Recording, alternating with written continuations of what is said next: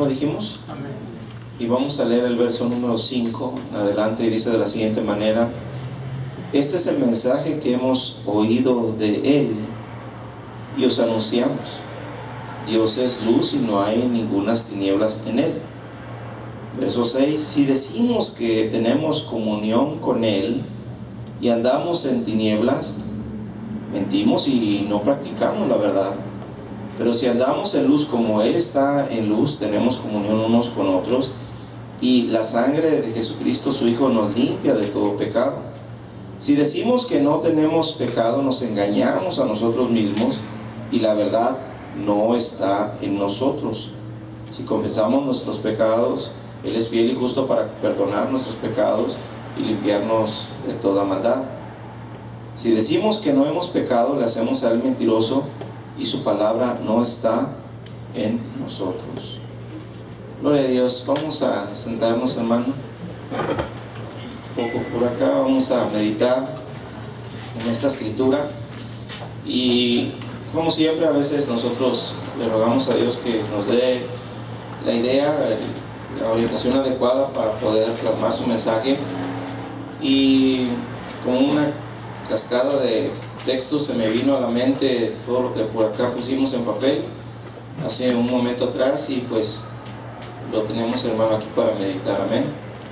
Tal vez no lo logremos sondear todo, pero algo de eso, hermano, que nos pueda ayudar a entender lo que la palabra del Señor en este respecto de lo que leímos pues nos trata de transmitir. Amén. Cuando uno mira, hermano, lo que es la manera de que Dios opera, Dios basa todo su accionar en su palabra, en su verdad. Es cierto que cada uno de nosotros, hermano, conceptuamos y tenemos ideas acerca de cómo son las cosas, de todo lo que nos rodea. Pienso muy independientemente acerca de algo, de alguna circunstancia, de algún evento, de algún punto de vista X. Yo tengo en cierta manera un criterio muy propio, muy personal, y difiere del que usted pueda tener. Pensemos en historia, pensemos en cómo le hacen los peces para sobrevivir en agua sin poder respirar, el aire como nosotros lo respiramos, y bueno, las ideas y los argumentos y las explicaciones vendrán, hermano, a darse, y usted tendrá un punto de vista. Tal vez seremos gente que tenemos algo en común, afín, coincidimos en algo, pero va a haber diferencias, grandes diferencias en ocasiones, sobre todo cuando hablamos acerca de lo divino, de las ideas, de la verdad que envuelve lo divino, el concepto de lo divino. Entonces aquí es donde surge, hermano, cuál será la idea correcta del mundo espiritual. ¿Cuál es, hermano, la religión verdadera? Podríamos entenderlo de esa manera, ¿no? ¿Cuál es la religión que tiene, qué puedo decir, el norte o el rumbo adecuado que nos ha de guiar con éxito hacia los brazos del Señor allá en la eternidad? Entonces, en este respecto, hermanos, surgen conceptos, preceptos, morales, puntos religiosos, puntos teológicos y una serie de situaciones, hermano, que envuelven pues el ideal acerca de aquello que pues se conceptúa como lo espiritual, que es lo genuino, que sea lo verdadero. Y vamos a diferenciar, hermano, incluso los que estamos aquí, tenemos puntos muy probablemente muy diferentes unos de otros. No es raro que en el mundo cristiano veamos sectas, veamos segregaciones de grupos, hermano, que no digieren lo que allí se está predicando y se separan y abren su propia institución y bueno, de ahí, hermano, implantan su propia idea, su religión. Y ahí, hermano, miramos pues la diversidad de pensamientos, y unos tendrán un punto de vista respecto a un pasaje o a un tópico de la Biblia, que lo tendrá otro, y así sucesivamente podría ser que surja un tercero que tiene un punto de vista muy diferente al de aquellos dos, y así un cuarto, quinto, y así, hermano, vamos a mirar un montón de variedades, hermanos, de pensamientos. Así que una gente corre con el testigo de Jehová, con el mormón, con el solo Jesús, con el adventista, con el evangélico, y a veces va a tener, hermano, en cierto punto diferentes ideales, ¿no? Vamos a mirar entonces que hay una confusión de una verdad que aquí está escrita. La confusión no es que, hermano, se nos dé de este libro bendito y que se nos otorgue como algo que no se alcance a discernir o a entender. No, la confusión la formulamos nosotros solos. La confusión, hermano, nosotros la procreamos cuando, al recibir esto, que para nosotros a veces es inentendible, cierto tipo de pasajes, frases o conceptos, hermano, lo tratamos de traducir a nuestra manera, así de que decimos, lo que aquí quiere decir no es lo que quiere decir, pero yo pienso que quiere decir esto, ¿no? Entonces, hermano, tuercen de una manera magistral lo que el texto contiene y hacen, como dijimos, su propio criterio. Yo he oído, por ejemplo, en esta semana, un video que estaban pasando por ahí, alguien por acá lo estaba oyendo, y no es que yo estuviera ahí metido, pero me llamó la atención de que este tipo, con base a algunos textos y con base a su propio criterio, empieza a hablar acerca de la venida de Jesucristo y de lo que pues la Biblia menciona, y él afirmaba con ciertos textos que Jesús no va a venir, que Jesús, hermano, no va a cumplir su promesa de que retornará a este mundo, y lo hacía de una manera tal, usando la Biblia, que cualquiera que no conozca la palabra, que no conozca otros textos que contradicen la idea que él estaba transmitiendo, con textos bíblicos muy fieles, que de ninguna manera tienen que contradecir el texto, sino al concepto que aquel tipo estaba diciendo, de cómo tomó esos pasajes, hermano, uno diría, el que no sabe lo emboba. Al que no conoce de Dios y de su palabra, lo está atrapando y lo está desviando, le está injertando una mentira como si fuera verdad, y lo más paradójico es que es en base a esta verdad contenida aquí. O sea, que con esta verdad, hermano, está distorsionando la verdad que está acá. Es como el diablo, amén. Cuando el diablo, que el Señor lo reprenda, dialogaba con Eva allá en el huerto de Edén, él le dijo, con que Dios os ha dicho que no comáis de este árbol, que no comáis de su fruto. No vas a morir. Lo que pasa es que se te van a abrir los ojos, vas a conocer el bien y el mal, pero no vas a morir. O sea, ese tipo de ideas a medias, verdades y mentiras mezcladas, hermano, es bien peligroso. Distorsionan lo esencial de esta verdad, lo puro, lo nato de esta verdad.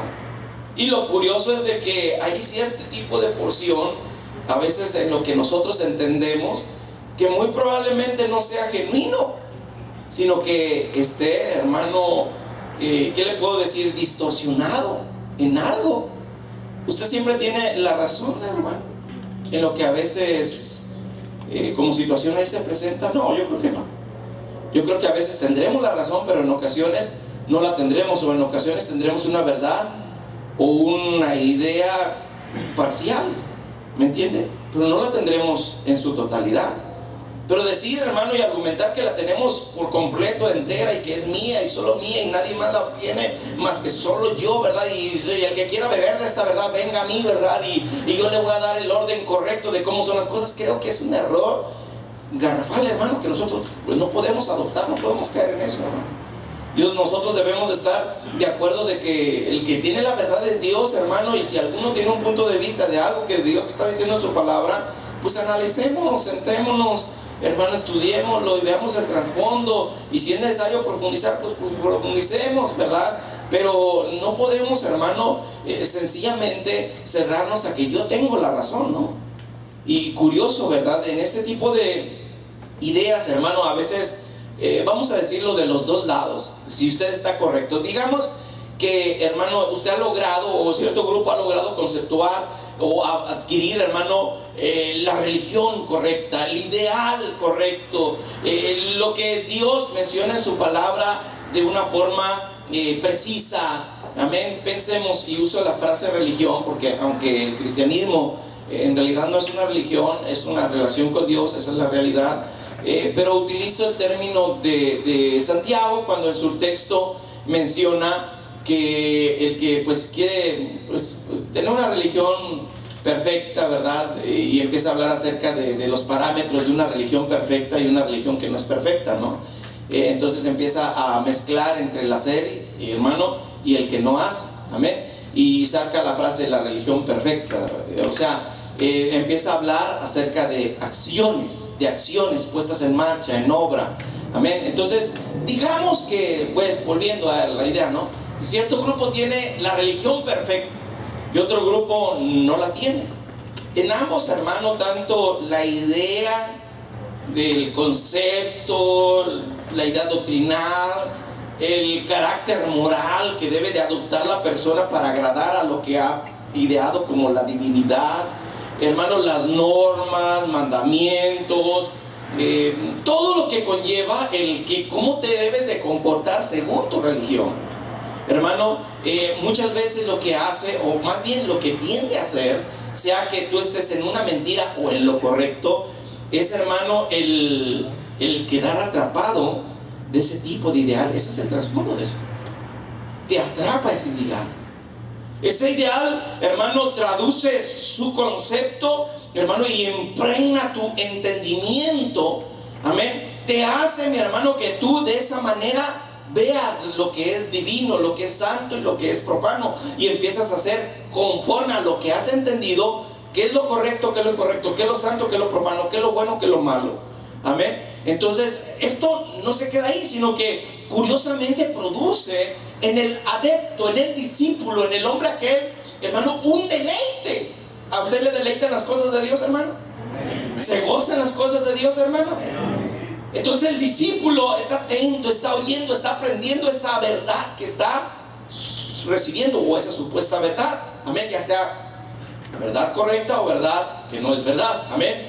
Pero el discípulo aquel, hermano, de repente se convierte en un promotor de lo que ha comprendido acerca de Dios, y se empieza a volver un precursor, se empieza a volver un propagandista de esa verdad, hermano, que promueve, y después están ahí en la esquina vendiendo atalayas o regalándolas como quieran, ¿no?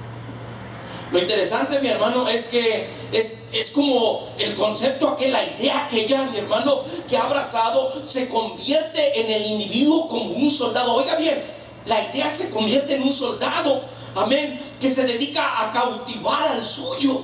Nosotros somos cautivos de la palabra de Dios.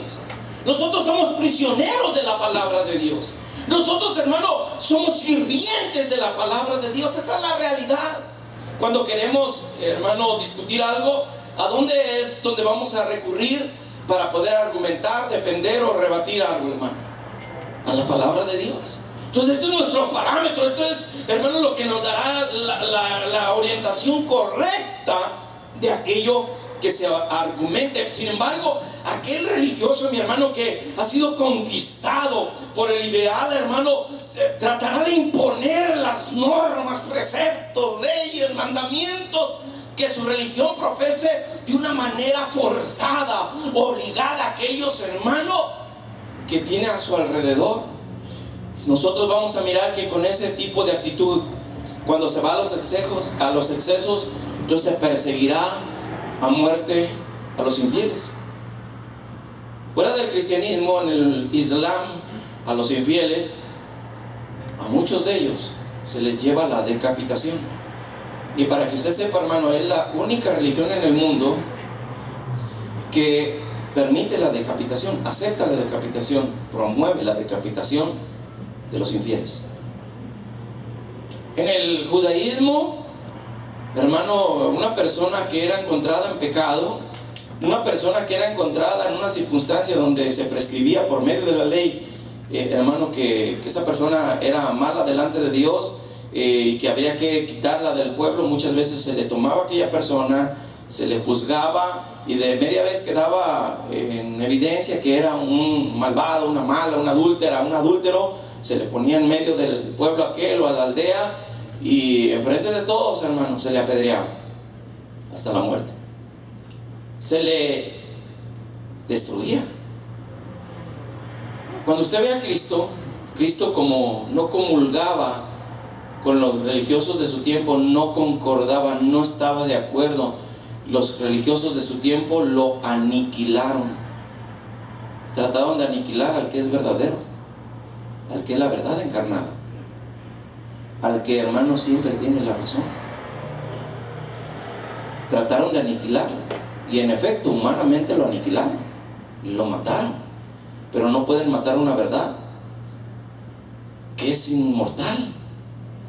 No pueden matar una verdad que siempre es.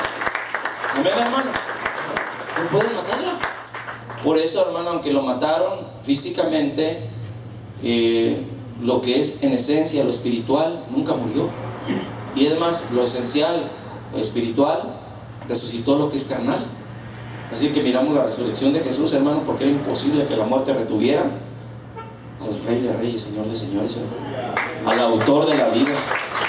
Es una de las expresiones que Pedro dijo a los religiosos aquellos de su tiempo, después cuando ya el Espíritu Santo ha bajado sobre aquel grupo, hermano, en Pentecostés, y entre los diferentes conflictos que se empezaron a dar entre los religiosos de su tiempo, hermano, y que fueron llevados estos hombres, discípulos o apóstoles, hermano, a dar cuentas ante los religiosos, ¿verdad? Aquella cúpula religiosa, hermano. Entre las frases que usted puede rescatar de eso es que Pedro le dijo: ustedes mataron al autor de la vida. ¿Cómo matar al autor de la vida? ¿Cómo matar al autor de la verdad? ¿Cómo matar al que es genuino, al que es único en su tipo, hermano? Nunca se podría, hermano, ni se podrá lograr ese propósito. Por 1000 veces que el diablo intente hacerlo, nunca logrará vencer al Cristo de la gloria. Amén, hermano. Hay gente, mi hermano, que pues como en toda religión, dice o piensa de esta manera: nosotros tenemos un cielo que es privado, solo para nuestra religión. Amén. Si no eres de nuestra religión, entonces pues tú no vas a entrar al cielo. Si no profesas lo que yo creo, entonces tú te vas a ir al infierno. Y mandan al infierno a todas las personas, hermano. Amén. Nosotros con todo, hermano, usted no puede mandar al infierno a nadie. Amén. Usted puede argumentar lo que dice la palabra, y no, usted no necesita como religioso mandar a alguien al infierno. Deje que la palabra lo haga. Es más efectiva la palabra. Ahora, no que no vaya al infierno aquel infiel, aquel impío, no. Claro, no va a ir porque yo lo digo, va a ir porque la palabra lo dice, ¿no? Una cosa es muy diferente a lo que yo crea o a lo que la palabra lo diga. Incluso, aunque yo crea correctamente, tiene más influencia la palabra que aunque yo lo diga. Amén, hermano. Que yo diga algo de la Biblia y que esté con razón, va a tener, hermano, una repercusión, aceptación y efecto. Pero es muy diferente y no se compara la potencia del efecto, del poder, de la razón que tiene esta palabra, mi hermano. Aunque yo la diga y de mi punto de vista, ella siempre será por excelencia el recurso donde se avale lo que yo dije. No que la palabra va a avalar, hermano, o más bien yo voy a avalar la palabra. No, la palabra va a avalar lo que yo diga. Hermano, el que la religión argumente algo, hermano, no puede torcer la palabra. Esta es la verdad. Ella, la palabra, tiene que sujetar a todo lo que está alrededor. Todo lo que, hermano, un religioso piense, hermano, queda sujeto a la palabra. No que el religioso sujete la palabra, no que el religioso tuerza la palabra. Al contrario, mi hermano, la palabra tiene que doblegar, tiene que torcer en el buen sentido de la palabra. Tiene que torcer, tiene que forzar a aquel que está desviado, aquel que no tiene la razón. Dios lo torcerá, lo doblegará a la razón. ¿Cuántas veces ha pasado eso en nuestros casos? Muchas veces. Que no tenía la razón hasta que encontré escritura adecuada, me di cuenta de ello. Pero antes yo pensé que tenía la verdad, sin embargo, no era de esa manera. Jesús quedó consternado, y uno de los que magistralmente habla acerca de la verdad, de esa verdad que trasciende, de esa verdad única, era Juan, el apóstol Juan. Y tanto en su evangelio según San Juan, como en las epístolas que él escribió, primera, segunda, tercera, hermano, que él escribe, entonces nosotros vamos a notar que en efecto, hermano, Juan habla mucho acerca de la confrontación y, hermano, a veces la perplejidad de Jesús, que miraba a un pueblo el cual, hermano, necesitaba orientación, y Jesús, que es la verdad encarnada, les dio lo que es correcto, la orientación pues necesaria, no adecuada. Sin embargo, las personas no lo recibieron. Esto dejó perplejo a Jesús. Dice Juan capítulo 8 verso 43: ¿por qué no entendéis mi lenguaje? ¿Por qué no entendéis mi lenguaje? ¿Por qué no podéis escuchar mi palabra? Vosotros sois de vuestro padre el diablo, y los deseos de vuestro padre queréis hacer, y él ha sido homicida desde el principio y no ha permanecido en la verdad, porque no hay verdad en él. Cuando habla mentira, de suyo habla, porque es mentiroso, es padre de mentira. Y a mí, porque digo la verdad, no me creen. ¿Quién de vosotros me redarguye de pecado? Si digo la verdad, ¿por qué vosotros no me creéis? El que es de Dios, la palabra de Dios oye, pero no la oís vosotros, porque no sois de Dios. Entonces esto dejó perplejo a Jesús. Dijo: ¿saben? Yo les estoy dando la palabra, pero ustedes prefieren oír al diablo. Lo han hecho su padre, el padre de mentira, lo han hecho su mismo tata. Su mismo padre los ha embobado, los ha atrapado, los ha prácticamente engendrado en un mundo de mentiras. Y yo que les digo la verdad, no me entienden, no me comprenden, no la asimilan, no la cachan. Dice, entiendo, dice, el que es de Dios, la palabra de Dios oye. Por eso ustedes no la oyen, porque no son de Dios. Y esto fue un shock, hermano, a cualquiera. Que usted llegue con un individuo allá afuera que diga: no, Dios es amor. Usted que usted es cristiano, y con el puro en la trompa, hermano, o con dos mujeres así a los lados abrazándolas, y hermano diciendo: yo soy cristiano, soy hijo de Dios. Usted que llegue y le diga: no, tú no eres hijo de Dios, tú eres un hijo del diablo. Eso lo va a dejar en shock, lo va a poner enojado, hermano. Lo va a hacer que como una fiera se vuelva contra usted, y muy probablemente hasta físicamente lo dañe. ¿Me entiende? Sin embargo, así es. Cuando uno mira entre el correr de lo que Pablo, Pedro, Juan expresaban, hermano, en su palabra que dejó plasmada aquí en esta Biblia, pues el Espíritu Santo usándolos a estos hombres, uno se da cuenta, hermano, que transmitían una verdad que como luz, hermano, alumbraba. Que como luz, dicen ellos, Juan dice, hermano, que esa luz verdadera, dice en el Evangelio según San Juan capítulo 9, esa luz verdadera, esa verdad con luz, esa luz verdadera que alumbra todo hombre. Venía este mundo, en el mundo estaba, y el mundo por él fue hecho, pero el mundo no le conoció.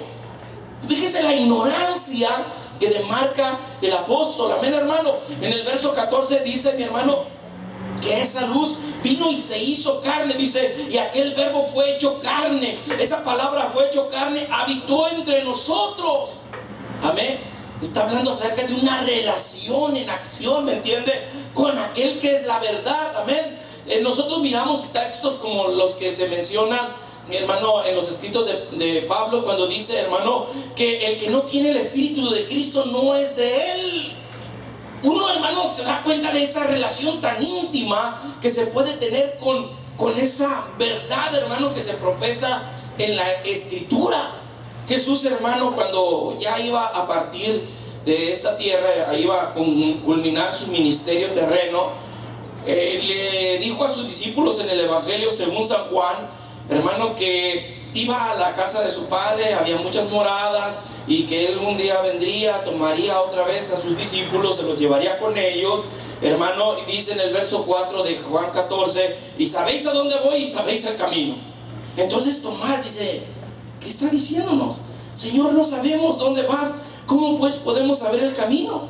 Y Jesús le respondió en el verso 6: yo soy el camino. Oiga bien, soy el camino, yo soy la verdad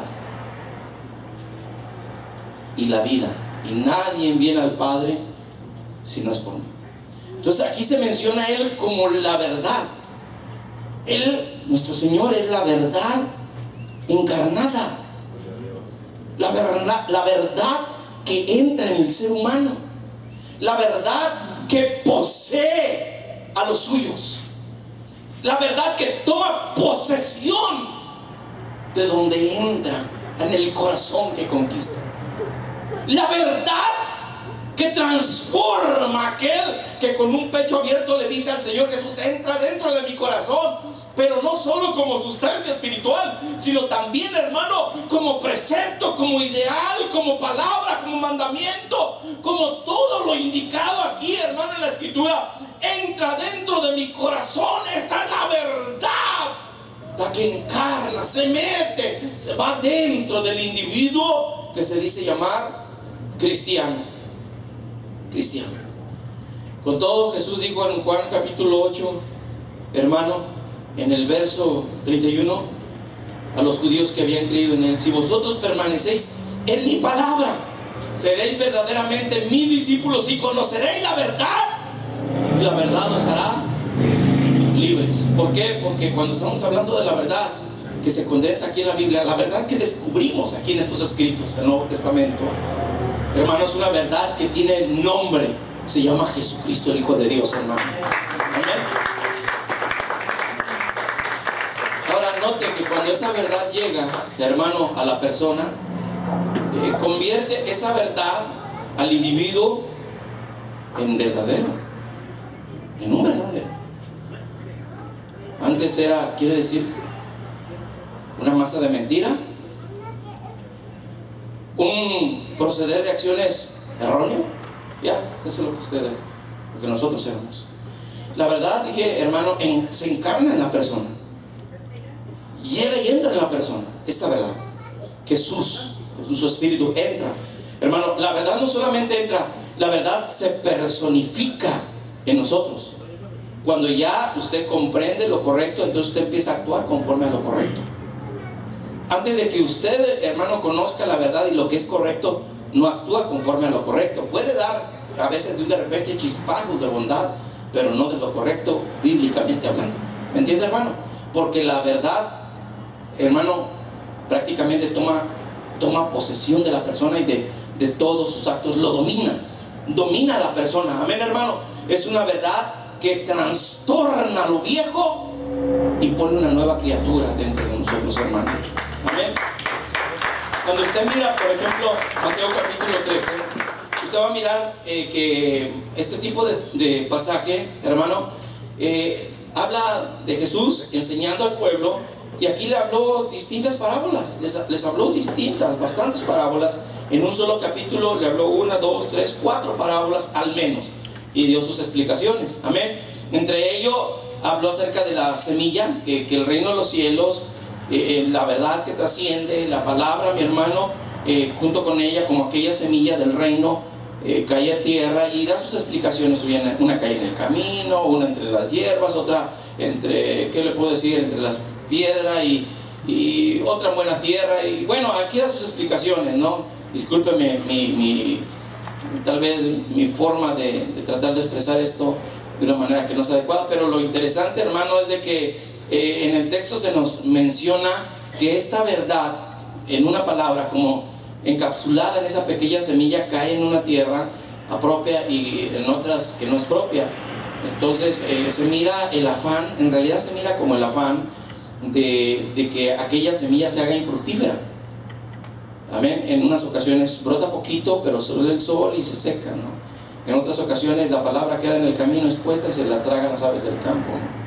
En otra, hermano, podemos decir que entra, ¿verdad?, a ser sembrada entre la maleza y otras plantas la ahogan, ¿no? O sea, lo que sea, hermano. Después las explicaciones de Jesús es que hay un afán, hermano, misterioso, de que procura de que la palabra de Dios, hermano, la verdad de Dios, no fructifique, no crezca dentro de nosotros, no transforme, no haga lo propio. Pero hay una semilla que cae y que en efecto crece, y que es como una semilla de mostaza, y que ya cuando esa semilla entra y que ahí se dio lo propio, esta semilla se hace un árbol, crece y hace, hermano, que incluso aniden aves de los cielos. Amén. Y es una pequeña semilla, pero la compara con la semilla de mostaza, dice, pero es la más grande como árbol de las hortalizas. Amén. Entonces lo interesante es cómo el Señor Jesucristo menciona que la palabra, esta verdad contenida en esta palabra, puede ser muy pequeñita, como un consejo, como un texto, como una prédica, y puede caer dentro del corazón. Pero cuando cae en buena tierra, tiene el poder generador. Así como la semilla, hermano, que usted la mira, al parecer es una semilla solita, muerta, casi, ¿no?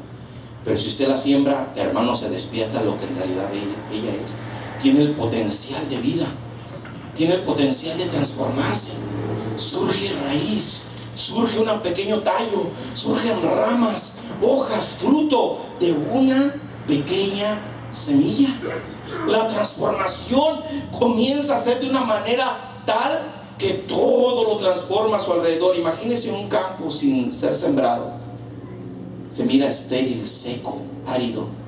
Pero un campo sembrado, mi hermano, con árboles, alegra todo. Es, hermano, refugio de aves, de bestias del campo, mi hermano, donde puede comer el zapatillo aquel, hermano, de aquello verdor, hermano, que está ofreciendo aquel campo, de, hermano, que pueden anidar aquellos pájaros, hermano, y comer también del fruto que entre las ramas se ofrece, y que el hombre puede también disfrutar de aquel panorama de las, hermano, que puedo decir, mariposas y bueno, todo tipo de situaciones que uno puede encontrar, hermano, en un paraje verde, ¿me entiende? Pero cuando no hay eso, hay muerte. Y el Señor dice, es como una pequeña semilla que entra en la tierra y hace que esa tierra reviente, y hace que esa tierra manifieste que algo está pasando dentro. Así es el que ha recibido la palabra. No queda, mi hermano, igual. Se transforma su paraje, se transforma aquello árido en su paraíso propio, mi hermano. ¿Me entienden, mi hermano? Entre las varias textos, hermano, habla acerca que dije, hay 4 al menos parábolas acá, pero habla acerca de lo que es, hermano, una levadura. Una mujer agarra un poco de masa y con un poquito aquello de levadura la empieza a mezclar, dice, hasta que leuda toda la masa. Un poquito de levadura leudó la grande medida de masa aquella. Amén. Y dice, así es el reino de los cielos. Con un poquito se leuda un montón de masa. Amén. Ustedes que saben, hermanas, de eso, o usted que se dedica a la panadería, tal vez ha de saber, ¿no? Yo nomás miro, ¿verdad? Que dicen, aquí está el monche de vamos aquí, pero para que haga cuerpo, ¿verdad? Vamos a echarle un poquito de levadura, una cosita, una cucharita para un montón. Si se pasa, aquello queda puro inflado, hermano. Pero si se le da la medida correcta, queda la medida o la consistencia que usted desea adquirir de aquella tortilla, pan o tamal o lo que usted quiera. Pero interesante, ¿verdad? O sea, el Señor dice así, con un poquito de levadura, así es el reino de los cielos. Un poquito de palabra, mi hermano, puede hacer una gran transformación en toda tu vida. Amén, hermano. Una verdad, ¿por qué? Porque es una verdad que trasciende. Amén, hermano. Ahora, nosotros vamos a mirar, hermano, que la palabra de Dios es opuesta a lo que no es de Dios. Entonces, si no es verdad, quiere decir que es mentira. Amén, hermano. Dice en 1 Juan capítulo 2, en el verso 4, no te abra bien los ojos y también los oídos. Dice, el que dice, en el verso 4, 1 Juan 2, verso 4, el que dice, yo le conozco, y no guarda sus mandamientos, el tal es mentiroso y la verdad no está en él. Pero el que guarda su palabra, en este verdaderamente el amor de Dios se ha perfeccionado. Por esto sabemos que estamos en él. Entonces hay gente, hermano, que dice que yo le conozco. Yo soy cristiano, hermano. Yo soy hijo de Dios. Hermano, a ver, vamos a ver tu comportamiento, ¿no? Vamos a ver cómo andas en tus actitudes. ¿Eres cristiano?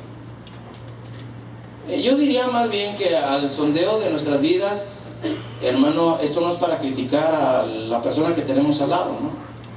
esto es para sondearnos nosotros mismos. Porque es fácil buscar al que tenemos al lado y decir, te está cayendo todito impío. Amén. A veces sí te compones, pero en realidad es que esto es para nosotros. Porque si tú dices que le conoces y no guardas lo que Él te recomienda en su palabra, eres un mentiroso. No eres de Él. Dice, la verdad no está en ti, no está en Él. Es que la verdad encarna, hermano, transforma. La verdad diseña una nueva criatura, hermano. Y si no tienes esa verdad, no estás en Él. El que guarda su palabra, verdaderamente el amor de Dios se ha perfeccionado. Dice, por eso sabemos que estamos en Él. Cuando tú caminas en su verdad, entonces ahí es otra historia. Mira, hermano, dice el mismo apóstol, hermano, en el verso 8 de este mismo 1 de Juan capítulo 2, dice, sin embargo, os escribo un nuevo mandamiento que es verdadero en Él y en vosotros. Las tinieblas van pasando y la luz verdadera ya alumbra. Y empieza a hablar acerca del amor al prójimo. ¿Me entiende, hermano? El nuevo mandamiento que Jesús dijo que nos dejaría, que nos amemos unos a otros. Amén, hermano. Entonces va acorde a lo que Juan dice, lógico, aunque yo no puse, hermano, aquí en este seguimiento de la escritura, su comentario, amén. Pero hay gente que dice que es cristiana, pero Juan no deja a un lado, es que la palabra es así, no deja de lado aquellos, hermanos, que dicen que son, pero en realidad no son. Y en el verso 19 de este mismo capítulo, note lo que dice acerca de estos trastornados para su mal. Dice, salieron de nosotros, pero no eran de nosotros, porque si hubiesen sido de nosotros, habrían permanecido con nosotros, pero salieron para que se manifieste que no todos son de nosotros. Pero vosotros tenéis la unción del Santo y conocéis todas las cosas. No os he escrito como si ignoraseis la verdad, sino porque la conocéis y porque ninguna mentira procede de la verdad. ¿Quién es mentiroso? Sino el que niega que Jesús es el Cristo. Este es el anticristo. Entonces uno va siguiendo la lectura, mi hermano, y uno va a encontrarse con una propuesta de engaño que muchas veces los detractores del Evangelio promueven entre el mismo pueblo de Dios. Pero usted va a encontrar, o como ha leído en esta escritura, hay una unción que nos enseña todas las cosas, hermano. ¿Qué le dije un momento atrás? Que la verdad se encarna en nosotros, hermano. No sé si usted, hermano, ha topado, no sé, se ha topado con alguna persona, va pasando por algún lugar, o de repente llega a sus manos algún tipo de literatura, y al contemplar lo que se está argumentando, usted, hermano, aunque no conozca mucho de Biblia, aunque no sea un pastor o sea un estudioso de la misma Sagrada Escritura, hay algo que dentro de su corazón le dice, este está mal, algo no encaja, algo como que no lo dijeron. Esto sospecho que en realidad esto como que no macha.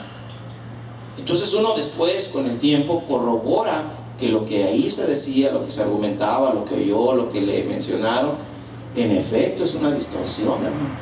Ahora, ¿quién fue el que le puso esa inquietud de que lo que estaba argumentándose no era correcto? Sí, la unción que nos enseña todas las cosas. Es el Espíritu que da la unción en nosotros, es la unción misma, es el mismo Dios, hermano, el que nos enseña todas las cosas. Está como el ciego, ¿no? ¿Recuerda del ciego, hermano, aquel que recibió la vista cuando Jesús le puso lodo y que lo agarraron aquel grupo de religiosos en el gran monte de aquellos religiosos doctos en la ley, doctos en religión judía, le empezaron a cuestionar, ¿y cómo fue que te abrió los ojos? ¿Y por qué te abrió los ojos? Y, hermano, empezaron a decir, ¿y qué fue lo que hizo? ¿Y cuáles fueron los pasos que procedió? ¿Por qué lo hizo en tal día? Y trajeron a los padres, este es su hijo que dicen que nació ciego, ¿y cómo es que ve ahora? Nosotros no lo sabemos, pregúntenle a él. Y dale gloria a Dios, porque sabemos que ese hombre que te abrió los ojos es pecador. Y aquel hombre dice, mira, si fuera pecador nada podría hacer. Pero les voy a decir algo en la escritura. Nunca se oyó antes que un que una persona, habiendo nacido ciega, recibiera la vista. Si este no viniera de Dios, nada podría ser. Entonces le dijeron, ¿qué te pasa? Tú fuiste nacido en pecado, porque para ellos una persona que nacía con alguna deficiencia física era porque nació en pecado. Esa es la idea del judío anteriormente, ¿no? Dice, tú naciste todo en pecado, dice, y nos enseñas a nosotros. Entonces, hermano, dice, ¿saben una cosa? Yo no sé, pero una cosa sí sé, que yo era ciego y ahora veo. Vaya, qué contundente, ¿no, hermano?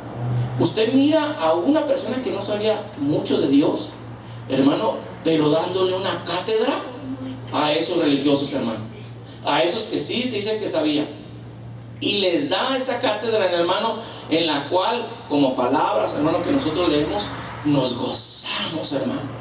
Nosotros hoy en día, hasta este siglo XXI, seguimos deleitándonos de sus frases, hermano, de un corazón sencillo, de un corazón receptor de la verdad, de un corazón, hermano, que se topó con el que es, hermano, el camino, la verdad y la vida, con un corazón, hermano, que habiendo sido ciego, ahora comprendía una verdad que los religiosos no comprendían.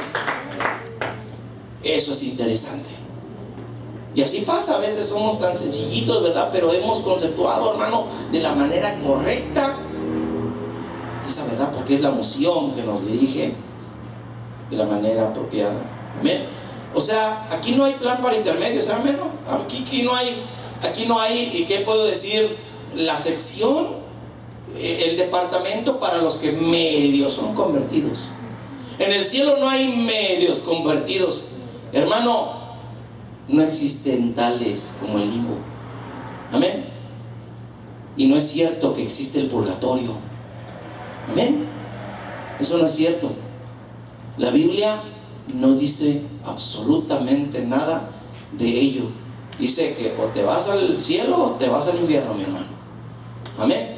Así que ese rollo de rezar por los muertos para sacarlos de un purgatorio, está asentada esa idea en las religiones del paganismo directamente, pero nunca de la palabra de Dios. ¿Sabe? Cuando yo salí de la iglesia católica, yo soy inquieto, aprendo lento, pero soy inquieto. Y cuando se trata de entender esta verdad, tal vez puedo ignorar muchas cosas, pero cuando se trata de esta verdad, hermano, a mi límite la indago. Entonces yo tan pronto como el Señor me alcanzó, empecé a buscar el purgatorio y el limbo, bíblicamente. Yo he leído muchas veces esta Biblia, muchas veces he hecho, hermano, he hecho lectura de ella por partes, amén, por secciones, a veces fue corrido, amén. Y mi afán era encontrar acerca de la divinización de María y lo que era el purgatorio y el limbo, amén. Entre lo que, lógico, entre lo mucho que tenía como inquietudes a conocer, pero eso era clave para mí, porque muchas veces son bastiones, son columnas de la fe católica, hermano, que es muy difícil que usted se las desarraigue del corazón a una persona. Y después de buscar y comprender poco a poco más Biblia, más doctrina, más conceptos, entendí que eso es un invento de los puros hombres, hermano. Pero la gente se deleita en esa mentira, hermano. Le gusta esa mentira. Les gusta pensar que no importa, trágate todas las botellas de alcohol que quieres, ¿verdad? Cuando te mueras, te sacamos a puro rezo ahí de ese purgatorio. No, va a ir al infierno. Así sencillo, va a ir al infierno. Sin más ni más, te vas a chicharrar eternamente y para siempre. Así, tu gusano nunca va a morir. Amén. Cuando uno mira eso, uno